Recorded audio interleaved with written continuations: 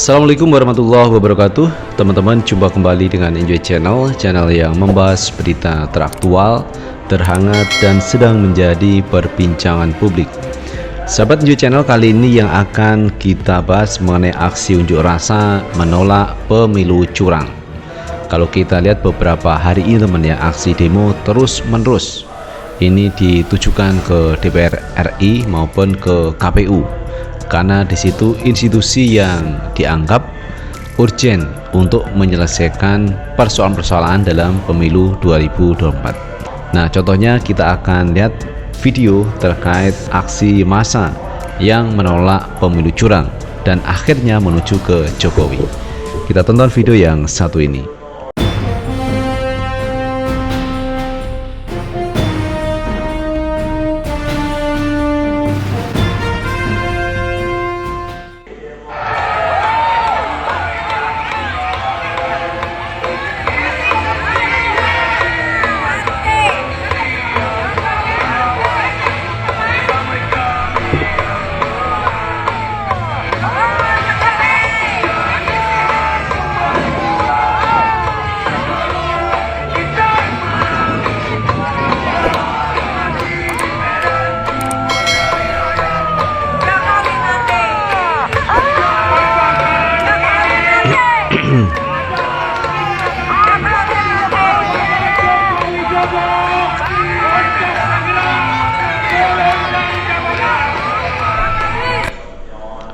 Nah, itu sahabat Enjoy Channel, gerakan masyarakat yang menolak pemilu curang dan ujungnya kepada Jokowi.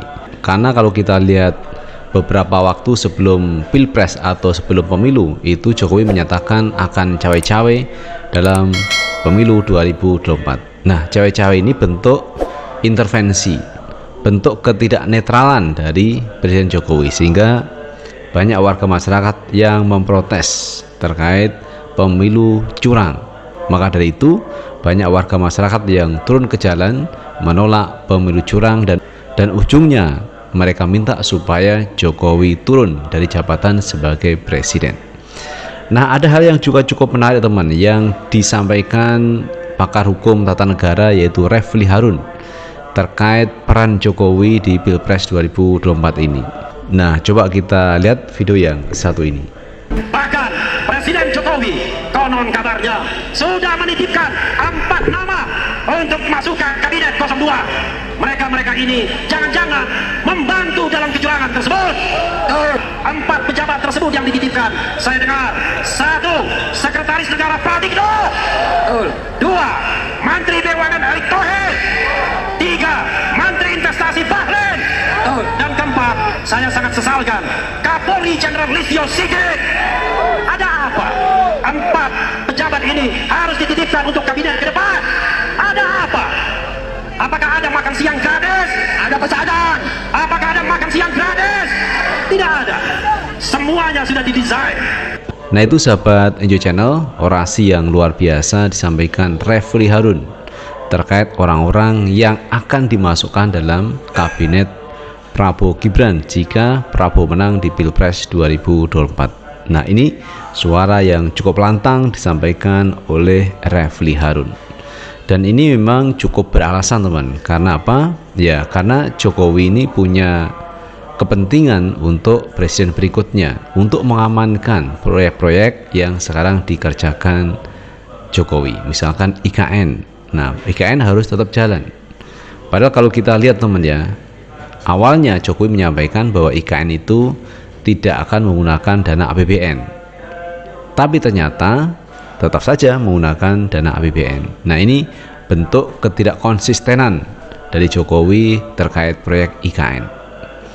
Nah teman, ada hal yang juga cukup menarik bahwa aksi unjuk rasa ini ternyata banyak purnawirawan TNI Polri yang mensupport demo aksi menolak pemilu curang.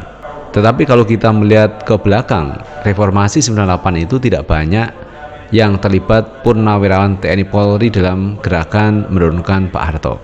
Tetapi kali ini teman, banyak purnawirawan TNI Polri yang bergerak, yang mensupport atau yang terjun langsung dalam aksi menolak pemilu curang dan meminta Jokowi turun. Nah teman, untuk lebih jelasnya coba kita lihat video yang satu ini. Dan besok 19 Maret 2024 mereka akan menyuarakan aksi kedaulatannya di hadapan kantor wakil rakyat. Semoga ini dapat disaksikan oleh seluruh masyarakat Indonesia, dan dunia akademik sudah menyampaikan kerisauan-kerisauannya dalam beberapa minggu atau bulan terakhir ini. Terima kasih.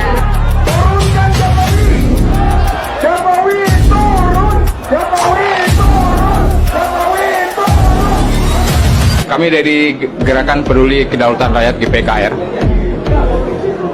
menyatakan sikap dan telah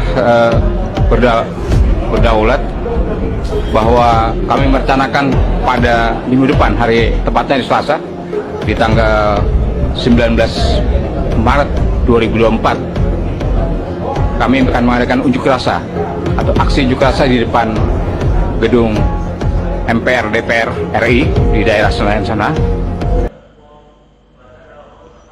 Nah, itu sahabat Ujo Channel, aksi masyarakat para tokoh purnawirawan TNI Polri yang ini terjun langsung menyuarakan aspirasinya menolak pemilu curang dan juga minta supaya Jokowi turun. Ini gerakan yang luar biasa teman, walaupun di sana menganggap ini adalah riak-riak kecil, tetapi sebenarnya ini menjadi bom waktu bagi pemerintah sekarang kalau tidak hati-hati mengelola aksi demo yang dilakukan oleh warga masyarakat, termasuk juga purnawirawan TNI Polri atau juga dari mahasiswa.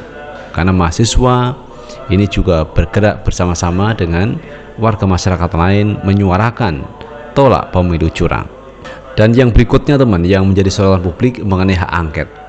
Hak angket yang disuarakan oleh anggota DPR RI mestinya itu terus digulirkan, harus dijalankan dalam rangka apa? Dalam rangka untuk menyelidiki terkait pelanggaran yang dilakukan oleh penyelenggara negara. Jadi kebijakan pemerintah jika terjadi pelanggaran mesti harus diusut.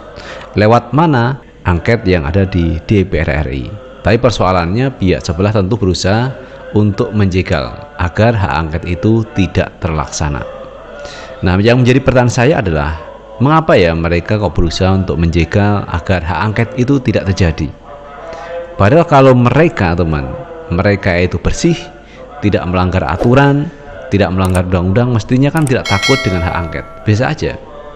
Jadi kalau tidak salah, kenapa harus takut? Kenapa harus menjegal program hak angket? Mestinya kan tidak terjadi. Tetapi kalau mereka berusaha menjegal, berarti ada sesuatu yang disembunyikan terkait hak angket itu. Nah, itu sahabat NJ Channel yang bisa kita bahas. Bagaimana menurut pendapat teman-teman semuanya? Tulis di kolom komentar, karena komentar teman-teman akan sangat bermanfaat untuk yang lain. Sukses selalu. Assalamualaikum warahmatullahi wabarakatuh.